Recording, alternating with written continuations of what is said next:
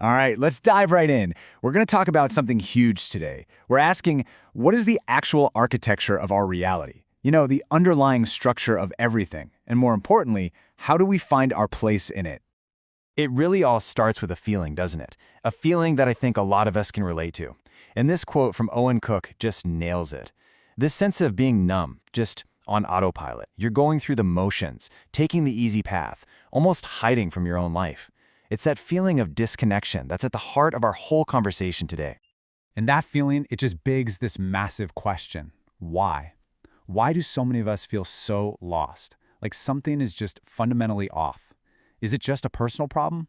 Or is there something much, much bigger going on? That's where we're going to get into. We're going to look at the systems around us and, believe it or not, the incredible potential that's actually inside of us.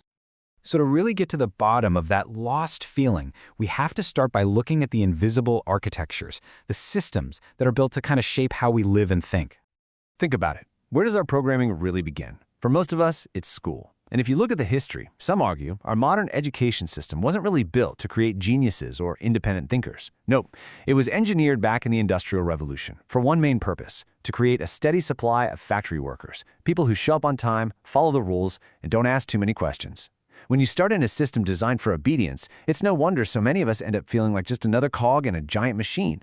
So how are these systems maintained? Well, one of the key tools is a concept you've got to know about. It's called mala fides, which is basically a fancy way of saying arguing in bad faith. It's when someone uses an argument they know is bogus, not to find the truth, but to manipulate you. You see it in media headlines, you see it in politics. It's all about getting a specific emotional reaction from you instead of having an honest conversation. Recognizing this is like getting a superpower for seeing through the noise. Now, to see just how far this idea of bad faith systems can go, one of our sources, a document called The Parasite Pill, makes some pretty wild claims. It alleges, and I have to stress this is an allegation from the source material, that all these substances are deliberately put into our environment. The goal, according to this source? To systematically weaken us, making our bodies more susceptible to parasites. It's a heavy idea, for sure. And look, these systems of control aren't just about what you put in your body. They can be psychological too. I'm sure you've heard of neuro-linguistic programming, or NLP. It was made popular by guys like Tony Robbins as this way to hack your own brain for success. But, and this is important, we have to note that the scientific community largely considers it a pseudoscience because its core ideas just haven't held up to rigorous testing.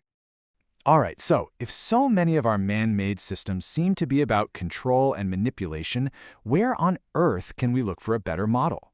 For that, we're going to shift our focus away from the artificial and look at something completely natural. This incredible hidden network that's literally right under our feet. And here it is. This is our alternative model. What you're looking at is mycelium. It's the gigantic underground root system of fungi. I mean, just look at it. It's this beautiful, sprawling web of life that works on principles that are the complete opposite of the top-down control systems we were just talking about. The famous mycologist Paul Stamets has this incredible way of describing it. He calls it Earth's natural internet. And he doesn't just think it's a passive bunch of threads.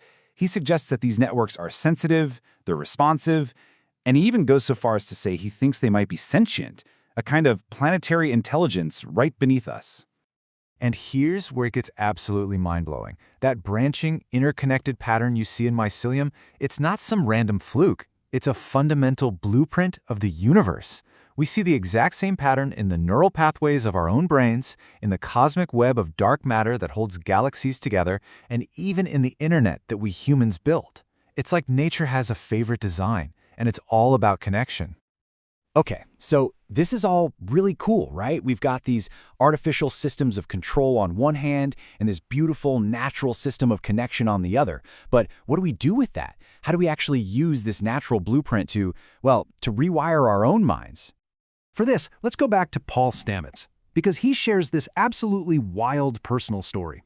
For years, he had this debilitating stutter. Then one day, he had this intense experience with psilocybin mushrooms, found himself climbing a tree in the middle of a thunderstorm, and just started telling himself over and over and over, "Stop stuttering now." And the next day, his stutter, which he'd had for years, was just gone, for good. So what on earth happened in his brain? Well, this slide gives us a peek. On the left, you've got a brain on a placebo. You see the normal lines of communication. It's organized, it's efficient. But then look at the right. That's a brain on psilocybin.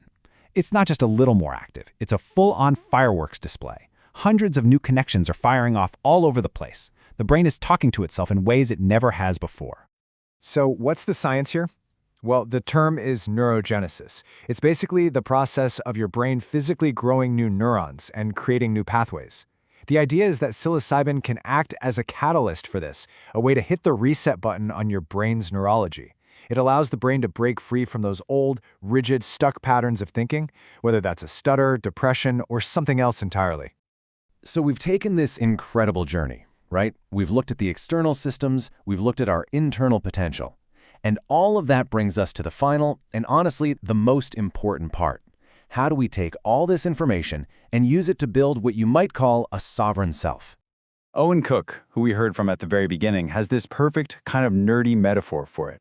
He says that in a world that can often feel like it's full of NPCs, non-player characters in a video game who are just running their pre-written scripts, the goal is to become a unicorn, something rare, something real, something completely and uniquely alive. It's about snapping out of that autopilot derp state for good.